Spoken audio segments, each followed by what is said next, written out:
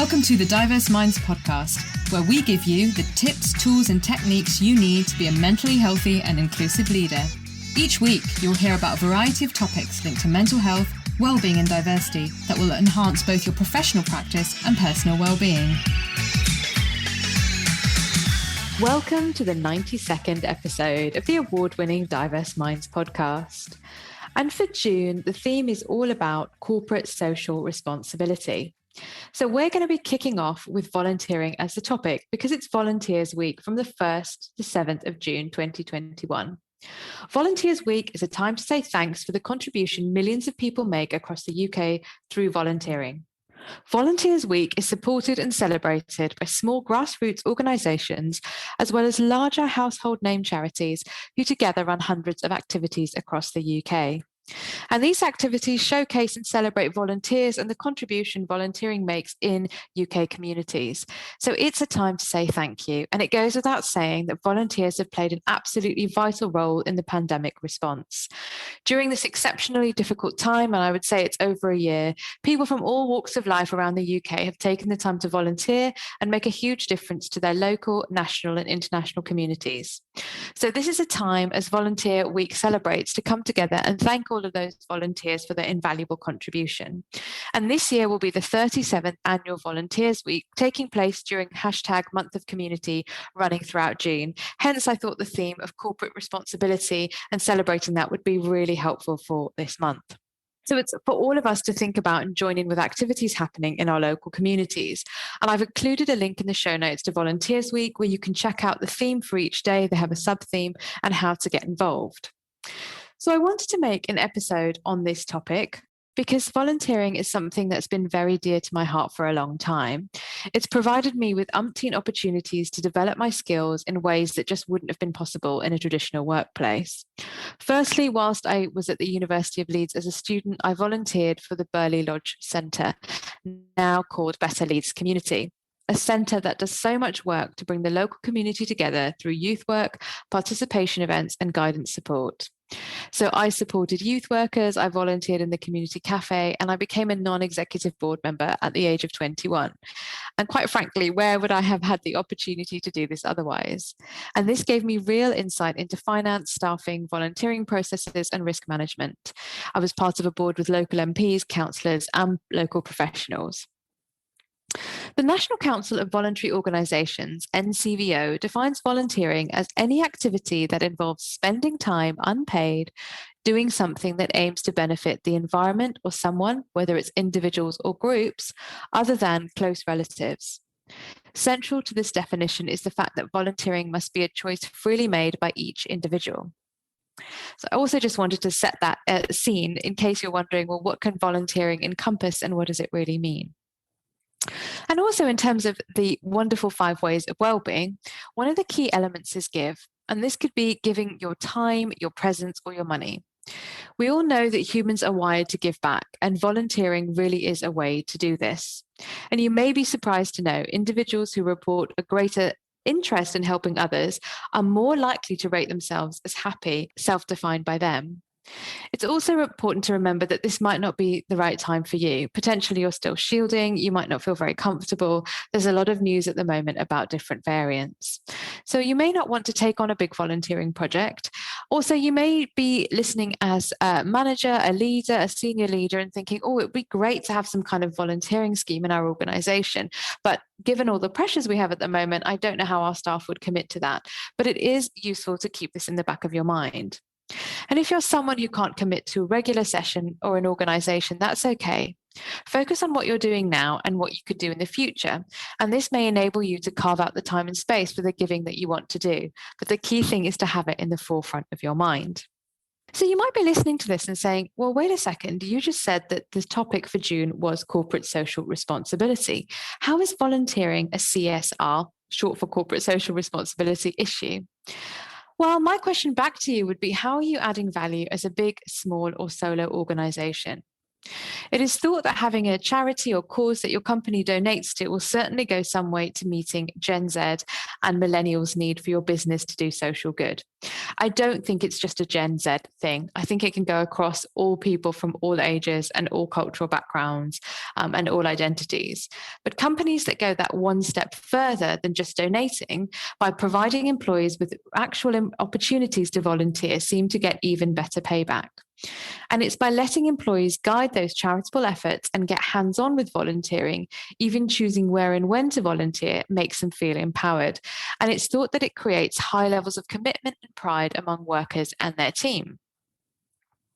So, volunteering initiatives invite participants to learn about the people, location, and area that they may work or serve in, or that's of a particular interest to them.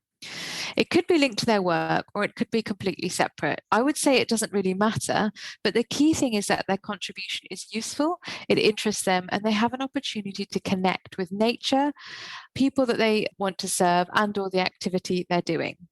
And there's several benefits to the individual. So if you're listening to this and you think, I really wouldn't want my workplace to organize this for me, well, keep listening because I'm just going to give an overview of some of the things that benefit on a one-to-one level.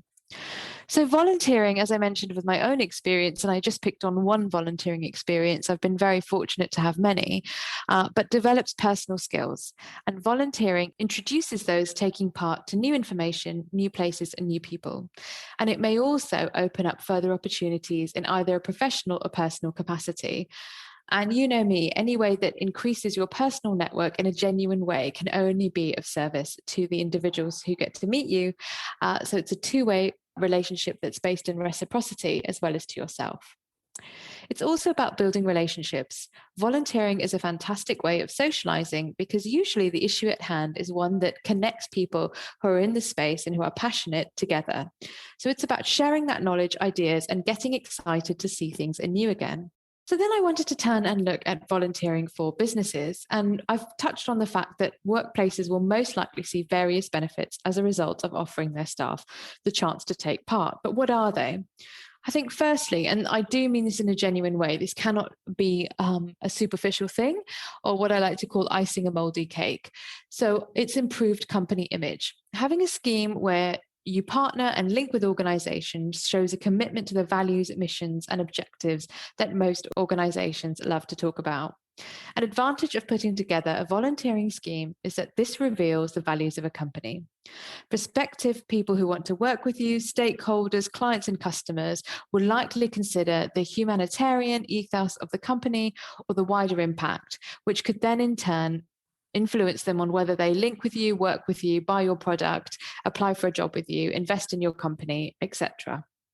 A volunteering scheme is also likely to enhance employees' productivity in that they will be more inspired by their work and know that they are given time by their company to do volunteering and to really feed this element of the 5 ways of well-being, which is give. It's also likely to result in better workplace relationships and teamwork because having an opportunity to work together with colleagues in a potentially less formal space where you're all contributing to a greater good can allow colleagues to get to know one another in a more relaxed and less competitive or potentially day-to-day environment. And what happens is that this will be reflected in the way that the employees then work together. With this increased understanding comes patience and appreciation for each other. So this should result in openness to ideas and more importantly, less conflict. It's also a higher standard of workforce. And I think employees who have undertaken volunteering, when a company has put such a volunteering scheme together, all of the employees who take part will benefit from this added experience. So when you combine this and you look at how people engage with this, the workforce is therefore stronger.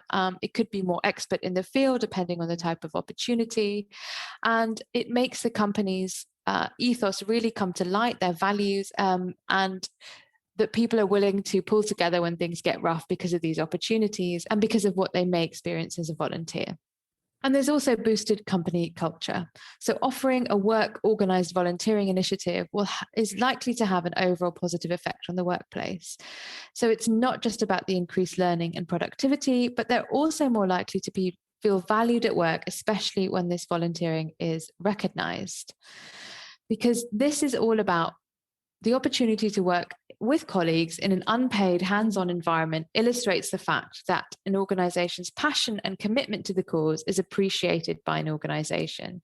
And a good company culture is super important because it engenders a happy workforce that's willing to go above and beyond. And it makes a really attractive place for prospective new recruits. And the volunteers will really spread the good reputation of an organization. So as an individual, you might like to think about volunteering, but also as an organization, business, whether you're private sector, public sector, or a mixture of both. I would say it might be really useful to consider an organized scheme, and the benefits of doing so can be hugely significant for both the personal and professional development of those involved. I really hope you're enjoying the content. And if you want to keep up to date, then why not join my bi-monthly newsletter? The link's in the show notes, but you can also take a look on that's bit.ly/DMSYNR. That's bit.ly/DMSYNR, where you can sign up and you'll also receive a copy of my ebook, The Mentally Healthy Leading Manager. So what about a volunteering scheme? So if you want to improve employee morale by creating an employee volunteer program or scheme, you have to make sure you manage it properly.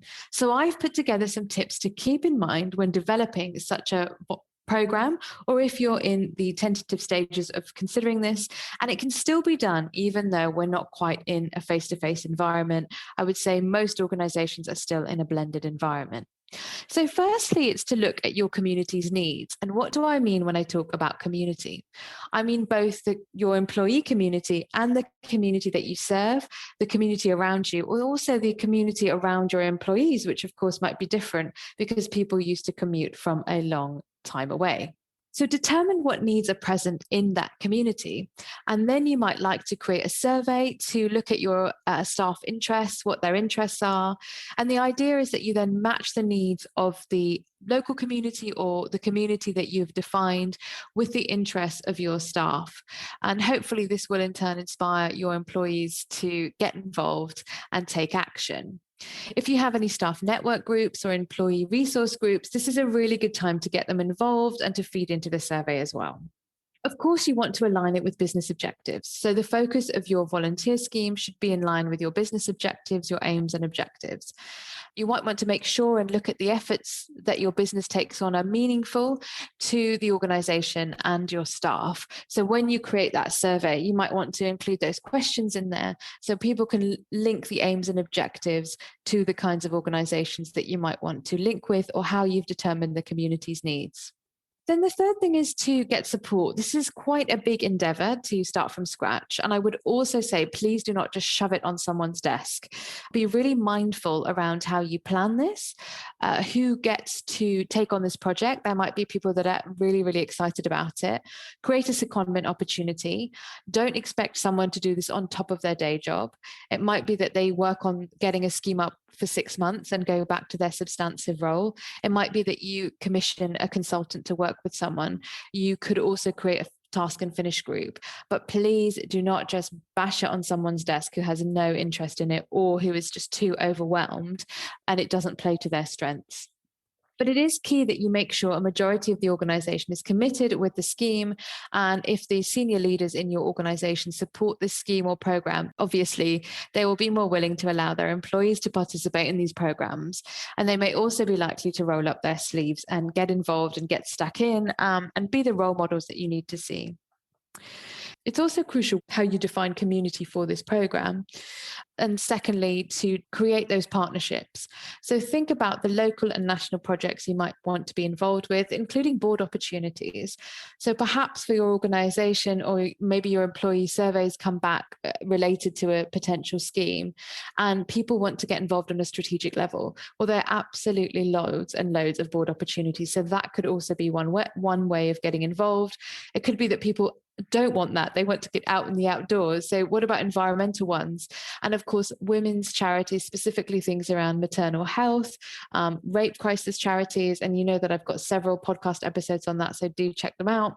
Period poverty, that's the huge one. So working with women and young women and girls, donating sanitary products, but also lobbying if that's something that can be appropriate to what you do, or supporting charities to do their lobbying, fundraising and sustainability.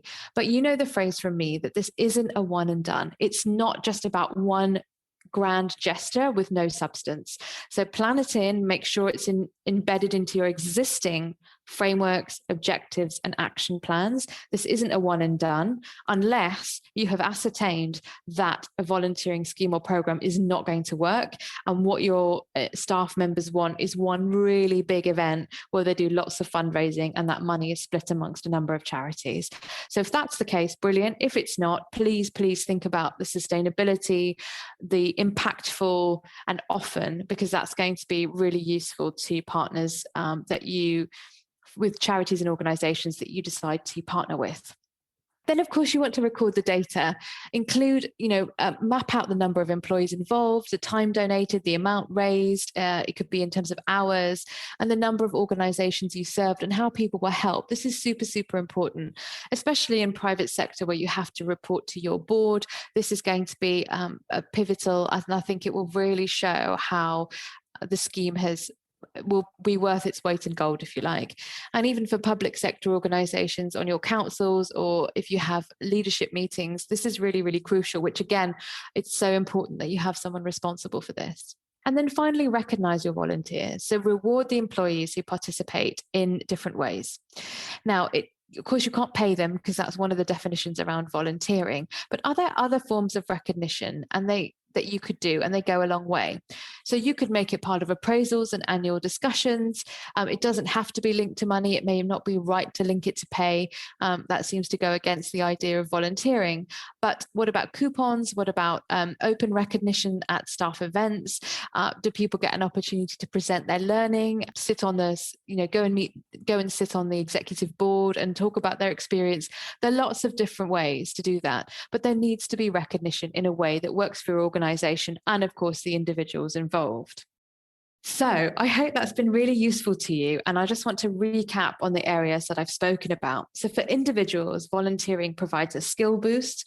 It enables building relationships. It links to the 5 ways of well-being on Give, but also to keep learning. And it creates positive connections.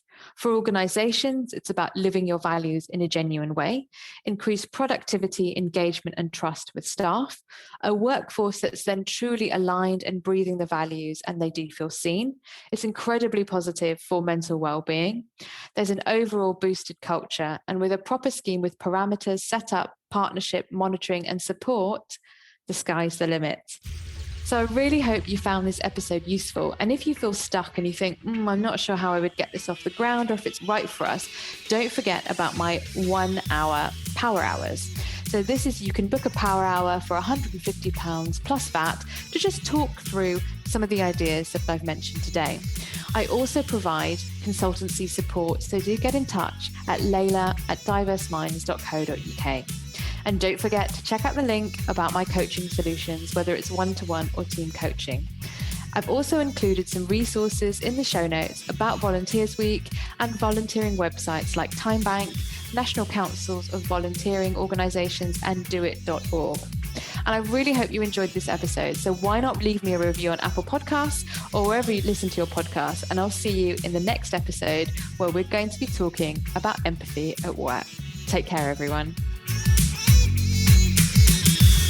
Thanks for listening to the Diverse Minds podcast. Don't forget to subscribe on Apple Podcasts, Spotify, or wherever you access your podcasts from.